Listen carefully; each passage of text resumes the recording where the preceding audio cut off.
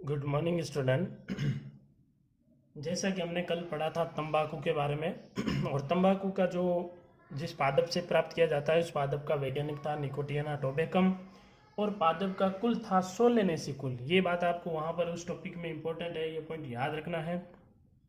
इसी कड़ी में जो अगला पॉइंट ले रहे हैं हम, अगला पॉइंट है आपके मदिरा। हाँ, इससे पहले बात करता हूँ, कमेंट में आया था क्वेश्चन कि भाई ये जो तेंदू की पत्ती होती है क्या यही तंबाकू है? यहाँ बिल्कुल वैसा ही होता है, लेकिन तेंदू के पत्ते का प्रयोग बीड़ी का जो ऊपर वाला आवरण होता है उसको बनाने में किया जाता है, लेकिन जो इसका वैज्ञानिक नाम है तंबाकू जिसे प्राप्त किया जाता है उस पादप का वैज्ञानिक नाम है निकोटियाना टोबैकम। चलिए अगला पॉइंट लेते हैं मदिरा। तो देखिए हम नशीले पदार्थ पढ़ रहे थे, नशीले पदार्थ में पहला पॉइंट पढ़ा हमने गुटखा, दूसरा पॉइंट पढ़ा हमने तंबाकू, और अब तीसरा पॉइंट ले रहे हैं और तीसरा पॉइंट है मदिरा। चलिए डिस्कस करते हैं इसके बारे में। थर्ड पॉइंट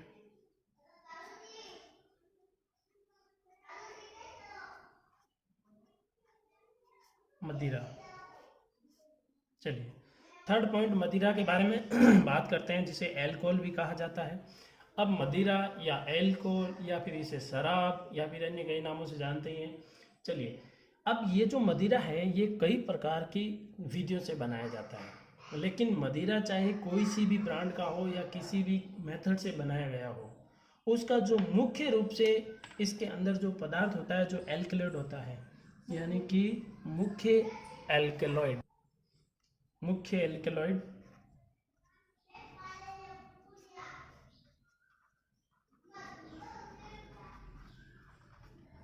मुख्य एल्कलॉइड इसके अंदर जो पाया जाता है वो मुख्य एल्कलॉइड होता है, बहुत इंपॉर्टेंट है, इसको याद रखिएगा। Ethyl alcohol,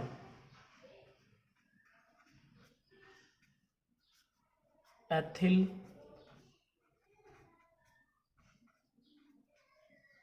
alcohol. और एथिल एल्कोहल का जो सूत्र होता है वो होता है C2H5OH। ठीक है, इसको एथिल क्यों कहेंगे और पीछे एल्कोहल क्यों है? जहाँ पर OH समूह लग जाता है, OH समूह उसको ऑल बोला जाता है, यानी एल्कोहल बोला जाता है। और ये कार्बन होता है तो उसे मैथिल बोला जाता है, दो कार्बन होते हैं तो उसे एथिल बोला जाता है। इस आधार पर ये जो फॉर्मूला है वो बन जाता है एथिल एल्कोहल। चलिए यहाँ पर आपको क्या ध्यान रखना है, यहाँ पर आपको ध्यान रखना है कि एथिल अल्कोहल जो है उसका क्या सूत्र है। और मदिरा के अंदर मुख्य मादक पदार्थ, इसको मादक पदार्थ भी कहते हैं, यानी कि नशीला पदार्थ। तो इसके नशीला पदार्थ का जो मुख्य घटक होता है वो होता है एथिल अल्कोहल। ठीक है, चलिए आगे बढ़ते हैं। यहाँ पर इसमें आपको यही चीज़ ध्यान रखनी है। आगे बढ़ते हैं, मदिरा सेवन के दुष्प्रभाव। मदिरा सेवन के दुष्प्रभाव। तो मदिरा सेवन के क्या क्या दुष्प्रभाव हैं, चलिए इसके बारे में पढ़ते हैं। तो पहला तो देखिए कि जनरली आपने सुना भी होगा कि अधिक मात्रा में शराब पीने से व्यक्ति चल भी नहीं पाता ढंग से, यानी कि उसका शारीरिक और मानसिक संतुलन जो है उसमें नियंत्रण खो देता है। दूसरी बात उसकी मेमोरी, यानी कि उसको ये भी हालत नहीं इसकी वो उसको ये भी पता नहीं होता है कि मेरा घर किधर है, बहुत मुश्किल से। तो यानी कि उसकी धीरे धीरे ज़्यादा प्रयोग करेगा मदिरा का, शराब का, एल्कोहल का, तो उसकी स्मरण शक्ति यानी कि उसकी याद करने की शक्ति है वो भी धीरे धीरे खत्म होती जाएगी। इसके अलावा ये चीज़ें तो हमने सुनी है। इसके अलावा ज़्यादा शराब जो पीते हैं उसके बारे में ये भी सुना है कि सर उसकी लीवर ख़राब हो जाते हैं, उसकी किडनी ख़राब हो जाती हैं। बिल्कुल सही है, उसके लीवर पे बहुत ही भयानक इफेक्ट पड़ता है। ठीक है, लगभग लीवर डैमेज हो जाता है, ख़राब ही हो जाता है। चलिए तो इसके जो भी इसके दुष्प्रभाव हैं उन दुष्प्रभावों के बारे में पढ़ते हैं। तो पहला दुष्प्रभाव लेते हैं। पहला दुष्प्रभाव, मदिरा सेवन से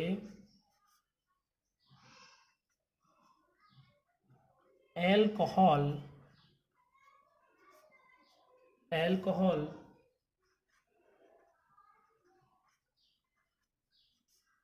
अधिक मात्रा में अधिक मात्रा में यकृत में पहुंचता है।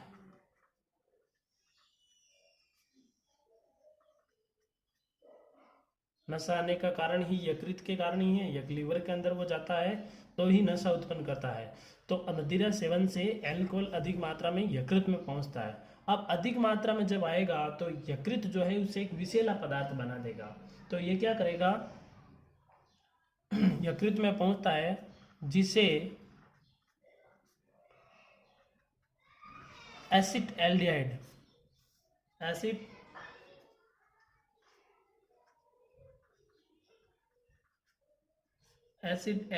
में बदल देता है।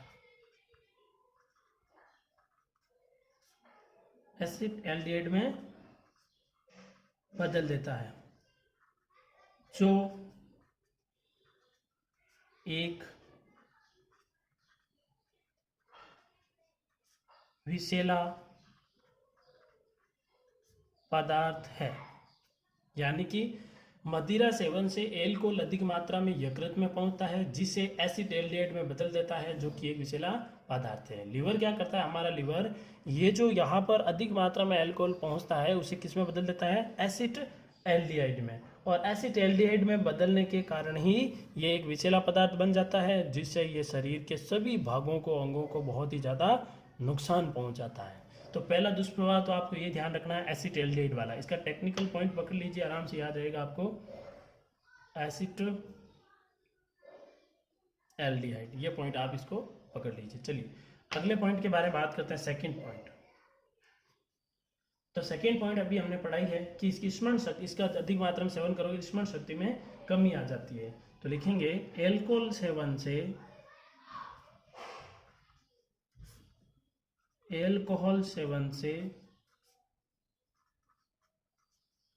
स्मरण शक्ति, एल्कोहल सेवन से स्मरण शक्ति यानी कि याद करने की शक्ति में कमी आ जाती है। यानी याद करने की क्षमता है उसमें भी कमी आ जाती है। एल्कोहल सेवन से स्मरण शक्ति में कमी आ जाती है। यहाँ पर आप टेक्निकल पॉइंट ये याद रखें, स्मरण शक्ति, ये टेक्निकल पॉइंट से ही ये सेंटेंस बन पाएंगे। रटने की कोशिश करेंगे तो थोड़ा मुश्किल काम रहेगा, फिर भी रटने में भी थोड़ा दिमाग लगाना आपको कि रटें कैसे।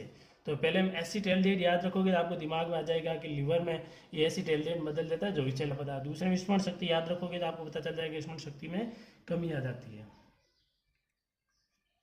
चलिए थर्ड पॉइंट लेते हैं।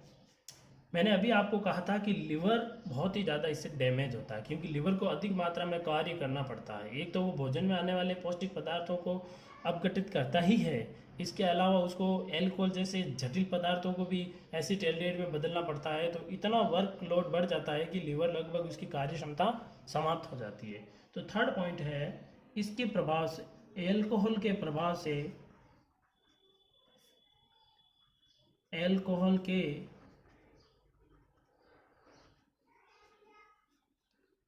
से वश्य यकृत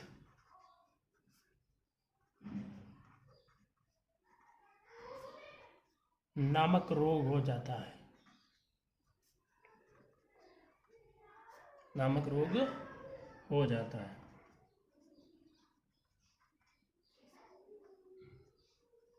चलिए तो कौन सा रोग हो जाता है, वश्य यकृत। ये पॉइंट आपको याद रखना है। एक नंबर के क्वेश्चन बनने के चांसेस रहते हैं यहाँ से कि भाई मदिरा के अधिक सेवन करने से कौन सा रोग होने की संभावना रहती है। तो वश्य यकृत नामक रोग हो जाता है। इसके अलावा फोर्थ पॉइंट लेते हैं।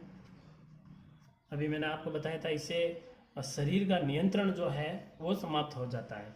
यानी हम ये कह सकते हैं इसके प्रभाव से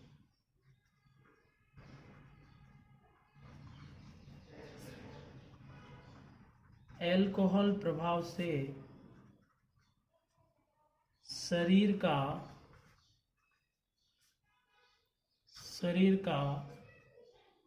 नियंत्रण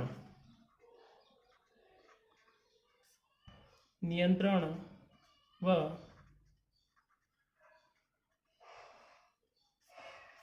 सामंजस्य, एल्कोहल के प्रभाव से शरीर का नियंत्रण व सामंजस्य कमजोर हो जाता है।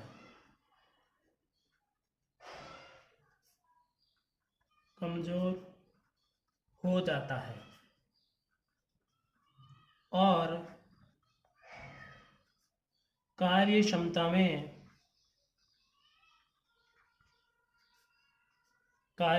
में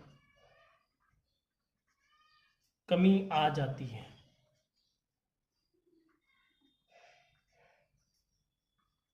कमी आ जाती है जिससे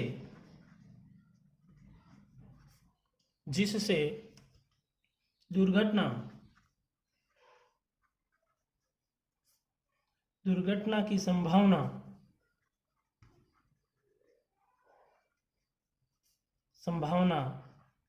रहती है। ये भी बिल्कुल इजी पॉइंट है, आपको ज़्यादा इस पे जोर देने की आवश्यकता नहीं है। भाई एल्कोहल का सेवन ज़्यादा से ज़्यादा प्रयोग करें, उसका शरीर पे नियंत्रण नहीं रहेगा, सामंजस्य नहीं रहेगा, यानी शरीर जो है उसका डवाडोल हो जाएगा। तो शरीर का नियंत्रण और सामंजस्य कमजोर हो जाता है। जैसे मान के चलिए, और कार्य क्षमता में कमी आ जाती है और दुर्घटना होने की संभावना। मान के चलिए कोई व्यक्ति शराब पी लेता है या फिर मदिरा का अधिक मात्रा में सेवन कर लेता है, अब वो सड़क क्रॉस कर रहा है तो उसे शरीर का नियंत्रण नहीं रहेगा, सामंजस्य नहीं रहेगा, तो क्या हो जाएगी, दुर्घटना होने की संभावना रहेगी। इसके अलावा चाहे वो किसी क्षेत्र में कार्य कर रहा हो, किसी फैक्ट्री में कार्य कर रहा हो और मदिरा सेवन कर रहा हो अधिक मात्रा में, तो वहाँ पर भी उसका नियंत्रण और सामंजस्य हिलने से या अनियंत्रित होने की वजह से दुर्घटना की संभावना रहती है। इसके अलावा एक और ये भी आप ध्यान रख सकते हो कि मदिरा से शारीरिक और आर्थिक नुकसान होता है और सामाजिक प्रतिष्ठा को ठेस पहुंचती है। अर्थात जो व्यक्ति अधिक मात्रा में अल्कोहल सेवन करेगा, सड़कों पे इधर उधर पड़ा रहेगा, तो उसकी काहे की इज्जत, उसकी कौन सी इज्जत रहेगी, यानी उसके समाज में जो प्रतिष्ठा उसको भी बहुत अधिक मात्रा में ठेस पहुंचेगी, लोग उसको एक अलग दृष्टि से देखेंगे। चलिए, तो आज हमने इस टॉपिक के अंदर क्या क्या पढ़ा है, ये टॉपिक अपना यहीं पर फिनिश होता है। अगला टॉपिक जो है वो हम नेक्स्ट क्लास में लेंगे। तो आज आपको क्या याद रखना है, एक तो मदिरा जो है उसका मुख्य एल्केलॉइड क्या है, तो मदिरा का मुख्य एल्केलॉइड है एथिल अल्कोहल C2H5। इसके अलावा इसके सेवन से कौन से दुष्प्रभाव है, तो पॉइंट क्या याद रखना, एसिटाल्डिहाइड, स्मरण शक्ति, वशीय यकृत, और ये कोई याद नहीं रखो तो भी कोई टेंशन नहीं है, चाहो तो ये दुर्घटना वाला पॉइंट मार्क कर लो बोले, ठीक है। सामंजस्य नियंत्रण, ये पॉइंट देख सकते हो, बाकी ये कोई खास नहीं है, क्योंकि जनरली वो 2 दुष्प्रभाव पूछ सकता है, सारे दुष्प्रभाव नहीं पूछता है। जैसे मदिरा है, तंबाकू है, आगे हम अफीम पढ़ेंगे, तो वो ऐसा एग्जामिनर ऐसा नहीं करता कोशिश कि भाई एक ही पॉइंट में से मैं दे दूं कि मदिरा कौन से घटक से प्राप्त किया, उसका मुख्य घटक क्या है, इसके 2 दुष्प्रभाव, ऐसा नहीं पूछेगा।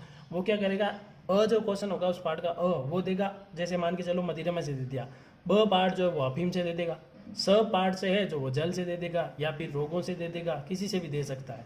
तो वो कोशिश करेगा कि एक ही क्वेश्चन में लगभग पार्ट के काफ़ी टॉपिक जो है वो कवर हो जाए। चलिए, आज की क्लास को अपन यहीं पर स्टॉप देते हैं, विराम लगाते हैं।